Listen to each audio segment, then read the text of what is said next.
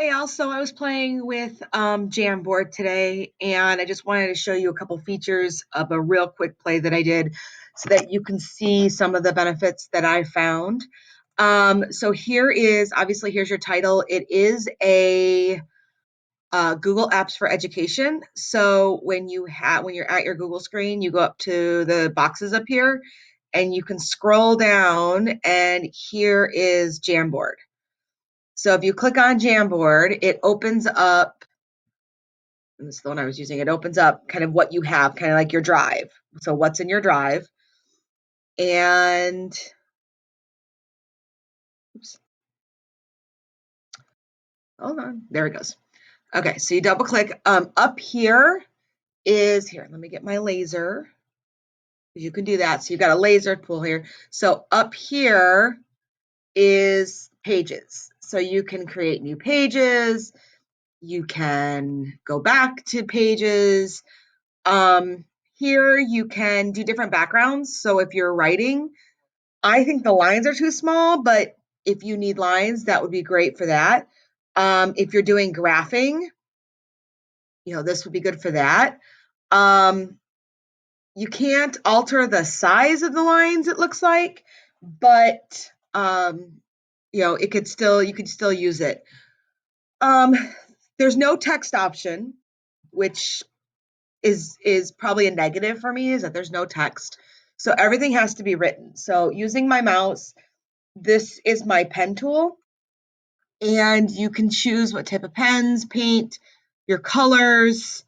If you just click on it again, you see that little arrow right there. That allows you to pick the different size pens. And you can it's just like using a whiteboard. So you can use your finger. You can clear it. The nice thing I do like about this, though, is if you're doing like a group discussion, you can put sticky notes on there. So this little tab down here, let me get out of here again.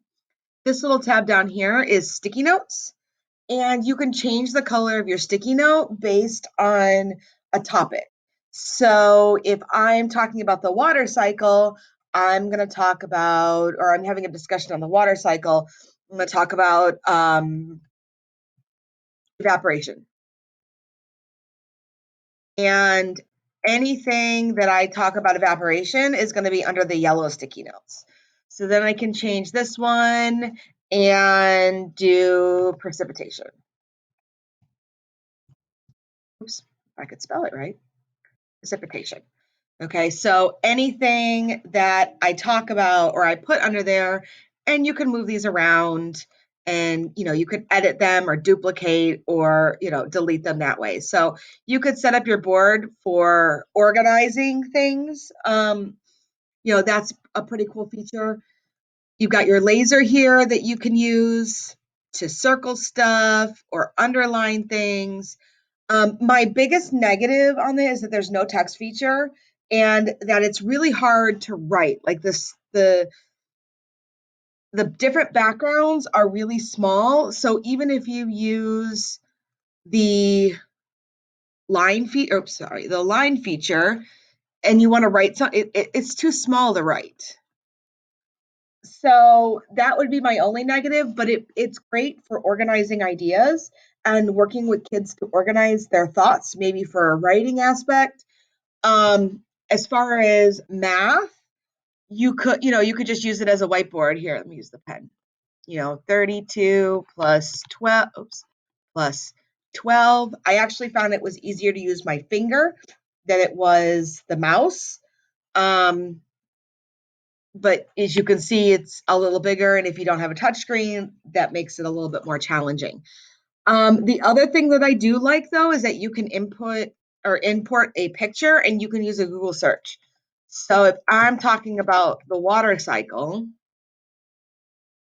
I can find my image on the water cycle, and I can select it, and it puts it in there for me, and I can make it bigger, I can make it smaller, and I can write all over it. So if I go back to the pen tool, it shows my writing over it, and I can write, this is precipitation, see how it's coming down. I can do all that, and then if you clear the frame, it clears everything. So clear frame will wipe out everything, where The eraser tool, which is right here, will just erase certain things. So, but once again, I don't see that you can change the size of the eraser. So if you've got a lot to erase, that might be a little bit of a challenge. But overall, it's a really good basic tool. It's great that you can put up pictures and write over them and show examples. You also can import things, it looks like, from Google Drive. So, but I think it's images only. I don't think you can import documents. Let's try. Yeah, no, images only. So you could save something to your Google Drive and then do it that way. So that's my little brief, 5 minute or however long this was, introduction to it. But I do like that it does save in Google Drive, and so you can come back to it or you can reuse it for another thing. So that's it. Bye.